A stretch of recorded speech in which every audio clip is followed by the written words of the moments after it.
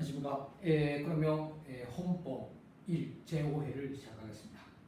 오늘은 헌법과 입법주의 마지막으로 근대 헌법의 현대적 전개에 대해서 약간 말씀드리겠습니다. 이제까지 배워왔던 것을 종합해보면 근대 헌법, 특히 19세기 이후의 헌법의 특징은 크게 두 가지로 정리할 수 있습니다. 첫째는 위해 중심주의입니다. 위해라는 것은 극계, 국민들의 최고 대표기관, 그 국민들의 대표들이 모이고 그 스타일을 논하고 법을 만드는 그 위회가 상권에서 중심이라는 그러한 헌법으로 되어 있다는 것이 특징입니다. 이것은 왜인가고 하면은立법우위라는 사상이 상당히 강했다는 것과 관련되어 있습니다. 자본주의 이전에가 봉건사 이전에 봉건제도를 타파하고 자본주의 제도에 기초한 국가를 창고한 데서立법부가 상당히 중요한 역할을 지난 시기는 놀았다 하는 역사적 과정에 대한 이해가 필요합니다. 따라서 위해 중심주의로 되어 있습니다. 일본국 헌법도 오늘 이미 잘 읽어가면 위해 중심주의적인 헌법으로 되어 있다고 볼 수가 있습니다. 다시 한번 정리하면立법주의의 역사와 결부시켜서 위해 중심주의로 헌법이 되어 있다는 인식을 가질 필요가 있습니다. 봉건 권력으로부터立법권을 빼앗은 무르자지가 왕권을 제한했다는 역사입니다. 원래 봉건사에서는 왕이 3권 가지고 있잖아요.立법권, 행정권, 사법권은 다 봉건 세력, 왕이 가지고 있습니다. 이것을 신흥 무르자지들이 빼앗아가야 되는데 어디부터 빼앗았는가? 첫 번째가立법권입니다. 그래서 국민회, 삼부회네立법기관을 무르자지가 먼저 탈취하고 그래서 왕권을 제한했죠.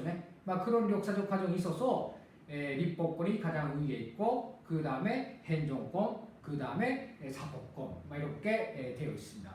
따라서 권력 분립이라고 말을 하고 있지만 헌법의 내용을 보면은 균등한 상권 분립이 아니라 위해가 중심에 되어 있는 상권 분립이었다. 이렇게 특징을 지을 수가 있다고 말할 수 있습니다.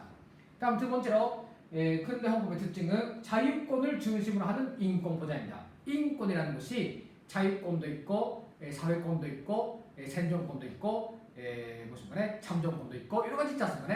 그렇습니다만 19세기 이후의 근대 헌법의 특징은 자유권을 중심으로 하는 인권 보장이 규정되어 있다 하는 것입니다. 이것은 국가로부터의 자유가 가장 심각하고도 가장 풀어야 할 문제였던 것입니다. 그 당시에 역사적인 과제가 있습니다. 그때 역사적인 시기마다 그때 과제가 있기 때문에 그래서 근대 헌법의 역사적 과제는 국가로부터의 자유, 국가가 인권 제한의 제일 범죄자였기 때문에 따라서 자유권을 중심으로 하는 인권 보장이 근대 헌법의 특징이라 이렇게 말할 수가 있습니다. 따라서 인권의 내용을 보면 생명, 자유, 재산 이렇게 되죠. 근대적인 개인, 자율적인 개인을 상정하고 있는 것이 근대 헌법의 특징이다 이렇게 볼 수가 있습니다. 그 대표적인 실례가 바로 미 합중국 헌법의 수정 조항입니다. 학생들 안다고 생각합니다만 원래 미국의 헌법에는 인권 규정이 없었습니다. 그래서 10세기 주가 미국 혁명 통해서 독립하는 과정에서 먼저 만들었던 헌법의 내용은 통치기구, 국가기구를 어떻게 제정하겠는가 하는 것밖에 없었는데 슈세조고, 수정조항이라는 이름으로 하나하나씩 그 주의 승인을 받으면서 인권 조항을 확대해가는 과정이 있습니다. 따라서 미 합중국 헌법에 먼저 본문이 있고 슈세조고라고 해가지고 그 뒤에 인권 규정이 나옵니다만 원래는 그것은 미국 헌법이 얼마나 그 인권을 보장하는 나쁜 헌법인가라는 신뢰입니다만 마치나 그것이 역사적인 문건이라고 하면서 좋은 것으로 해석이 되고 있는데 하나도 좋은 것은 아닙니다. 왜냐 하면 처음부터 헌법에다가 인권 규정이 들어가야 했는데 미국에 못이 있었어요. 노예 제도가 있었지 않습니까? 북은 노예 해방이고 남은 노예를 유지하자. 그 플란테이션.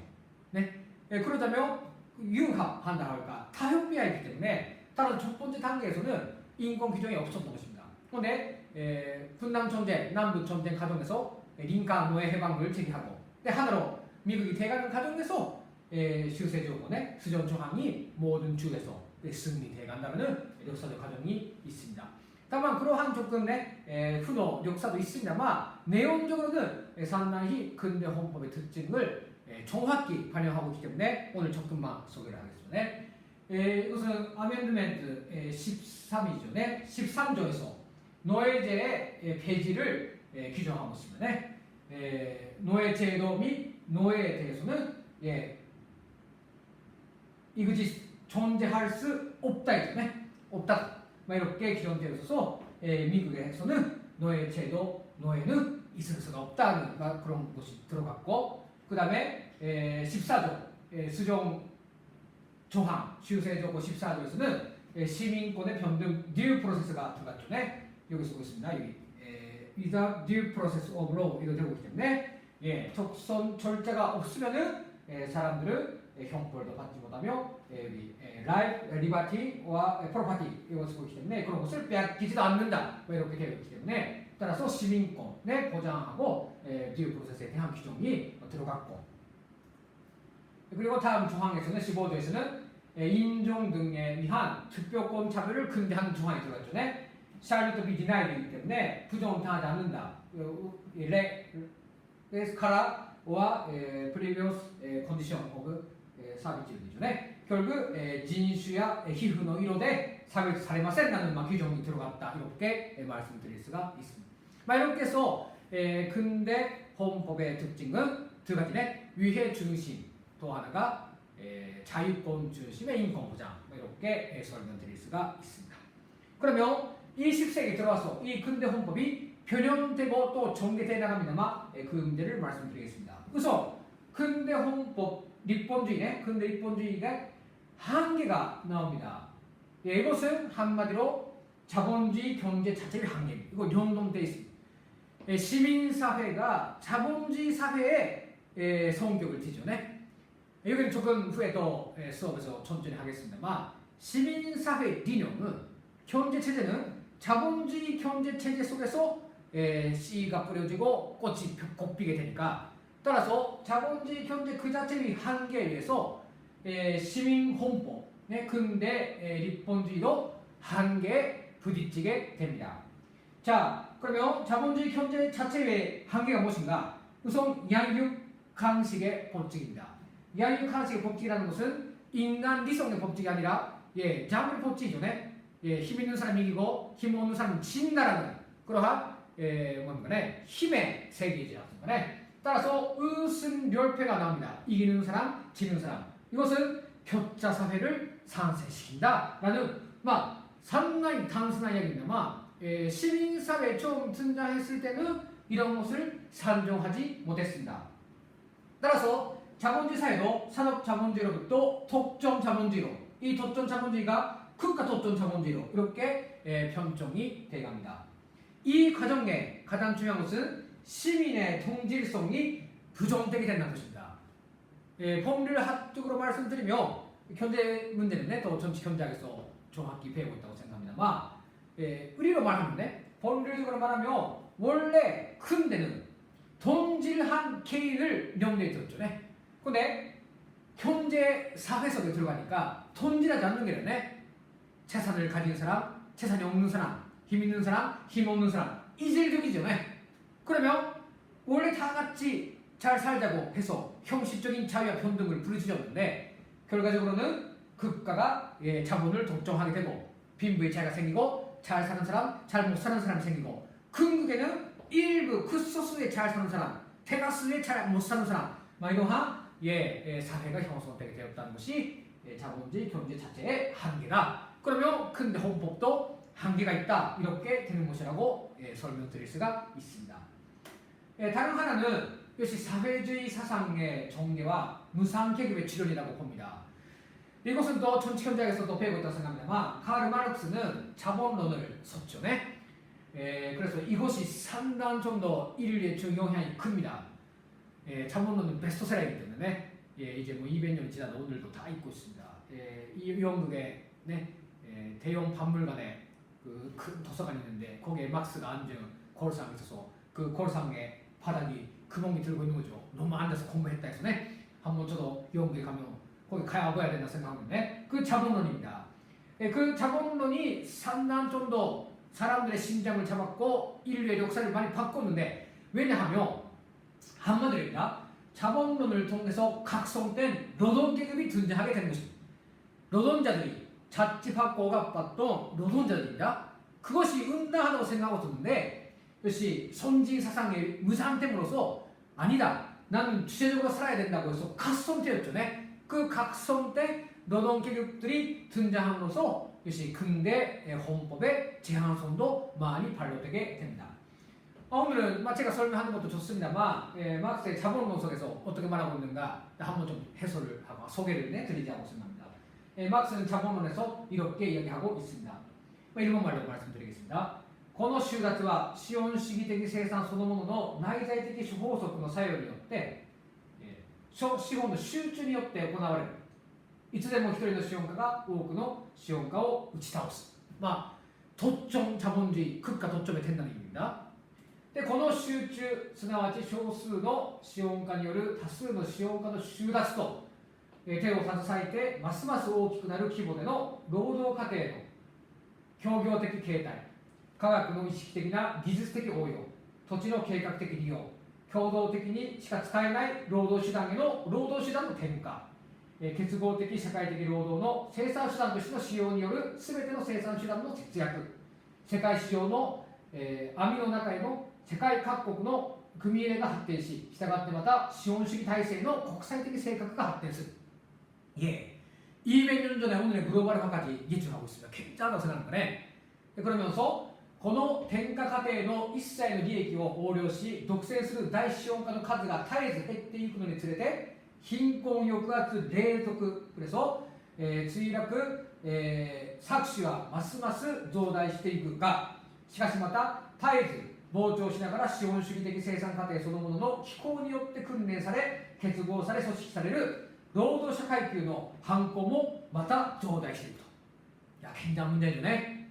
자본이 집중되면서 착지와 오감 그래서 지배 예속이 강화되는 한편 노동계급의 단결도 강화된다. 이러한 문장으로 되어 있습니다. 실제는 조금 그렇게 되지 못하고 있습니다. 그것은 또 후에 보겠습니다. 그러면서 시원 독세와 それとともに開花しその下で開花した生産様式の漆黒、칠곡으로 된다.生産手段の集中も労働の社会化もそれがその資本主義的な外費とは調和できなくなる一点に到達する。そこで外費は爆破される。資本主義的所有の最後を告げる鐘が鳴る。収奪者が収奪される。이렇게 자본론 마지막 부분에서 마르크스는 명기를 하고 있습니다. 이 책을 읽고 내용은 조금 좀 더 아마 앞으로 정치 현장에서 배우면 또 알게 된다고 생각합니다. 문제는 노동계급이 이것을 읽고 어떻게 생각했느냐. 그렇다고. 자본가는 자본가 자체가 자기의 무덤을 파고 있다. 그런 이야기지 않습니까? 이렇게 해서 노동계급이 등장하게 됨으로써 근대 헌법의 제한성이 많이 반영되게 되었지 않는가. 이렇게 분석을 할 수가 있습니다. 그러면 근대 헌법의 근본적인 수정으로 들어갑니다. 그래서 어떻게 했는가? 근대 헌법이 현대 헌법으로 이행되는 과정에서 역시 몇 가지 수정을 하게 됩니다. 대표적인 것은 첫째, 역시 와이마르 헌법입니다. 이것은 1919년에 와이마르 헌법이라는 것이 나오는데 아마 르산 처음으로 소유권을 제한한다고 썼죠. 153조 보세요. 소유권은 헌법에 의해서 보장된다. 소유권은 위무를 동반한다. 이제까지 재산, 생명 같은 것이 절대적이라는 자유권이었는데 아니다. 소유권과義務を 온다도 이렇게 와이마르 헌법에서 규정함으로써 아마 세상에서 처음으로 사회福祉, 사회복지적인 헌법이 등장하게 됩니다. 다만 이것은 자본주의 틀 속에서의 이야기입니다. 그러니까 어디까지나 자본주의 틀 속에서 이야기이기 때문에 근본적인 개혁에는 되지 않다는 것입니다. 또 다른 나라 보겠습니다. 파시즘 헌법, 이것은 나치스 일본입니다만 원래 일본도 독일도 상당히 발전 안 되는 나라였죠.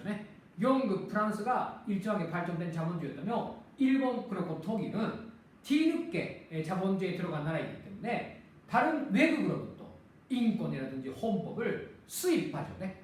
따라서 내용이 아니라 뿌리가 아니라 콩면만 수입했기 때문에 외교적日本주의라고 부릅니다. 근데 이런 나라들은 노동계급의 등장, 사회운동의 영향 속에서 어떤 조치를 취하는가?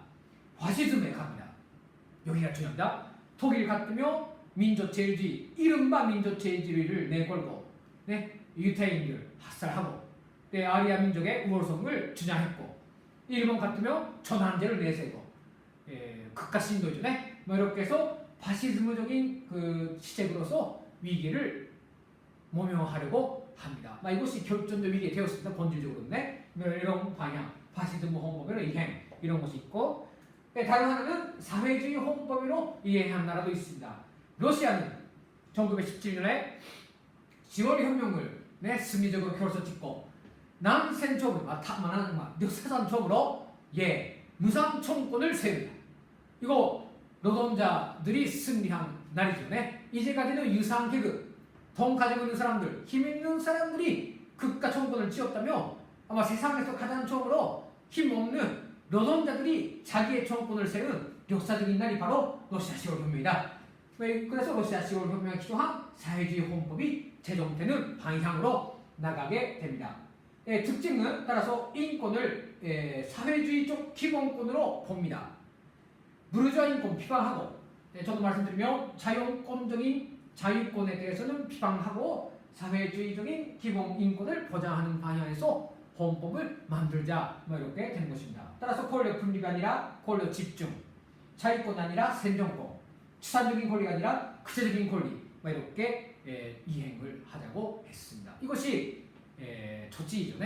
근대 헌법이 제한성이 관로되고 어떻게 하면 좋겠는가 고민했을 때 이러한 방향으로 나가게 되었다고 볼 수가 있습니다. 자, 역사는 사회주의 헌법의 이행은 일시는 성공했던 듯이 보였지만 지금 사회주의 나라라는 것이 거의 없죠. 우리나라는 사회주의지만 그 외에 다른 나라에 사회주의 정말 하고 있는 나라가 있는가 하면 중국도 공산당 일단 지배이기 때문에 사회주의라고 볼 수 있습니다만 견제는 완전히 자본주의고, 베트남도 접근 전까지는 사회주의였지만 노이모의 존재 이후에도 자본주의로 넘어갔고, 쿠바도 사회주의 치고 있습니다만 좀 여러 가지 좀 어려움을 겪고 있고 해서 사회주의 헌법으로 이행이 된 나라는 세상에서는 오직 우리나라밖에 없다, 그런 상황입니다. 그래서 조금 일반적인 예로 들을 수 있는지는 조금 궁금하고, 파시즘은 망했고, 근대 헌법은 제한성에 부닥치고 있고, 와이마르 헌법 같은 일시적인 자본주의 틀 속에서이며 제한도 있고, 그래서 현대 헌법이 어떻게 돼야 되는가 하는 것이 오늘 헌법을 하는 사람으로서는 가장 크게 말하며 과제로 되어 있다, 이렇게 볼 수가 있습니다.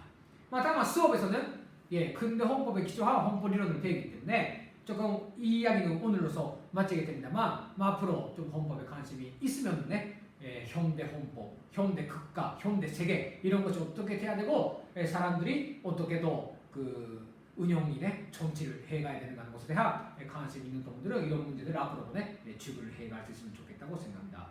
자, 마지막에 현대 헌법의 특징과 과제에 대해서 간단히 말씀드리고 마치겠습니다. 현대 헌법의 특징은 크게 세 가지 있습니다. 첫째, 아까도 강의한 대로 사회권의 출현입니다. 일본국 헌법 제25절 후에 발언하시죠.